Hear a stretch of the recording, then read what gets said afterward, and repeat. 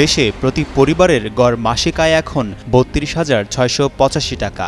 ৩ বছরের ব্যবধানে মাসিক গড় আয় বেড়েছে ২৬৩ টাকা।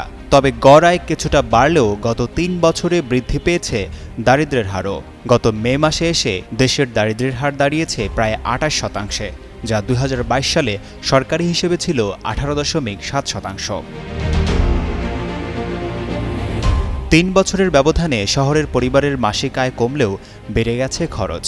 এই হিসাব উঠে এসেছে বেসরকারি গবেষণা প্রতিষ্ঠান পাওয়ার অ্যান্ড পার্টিসিপেশন রিসার্চ সেন্টারের এক গবেষণায়। অর্থ মন্ত্রণালয়ের সহায়তায় করা ২০২৫ সালের মাঝামাঝি সময়ে পরিবার পর্যায়ে অর্থনৈতিক গতিশীলতা ও এর প্রবণতা শীর্ষক এক গবেষণার প্রতিবেদনে এসব তথ্য তুলে ধরা হয়। বলা হয়, সবচেয়ে দরিদ্র ১০% পরিবারের গড় আয় মাত্র ৮,৪৭৭ টাকা।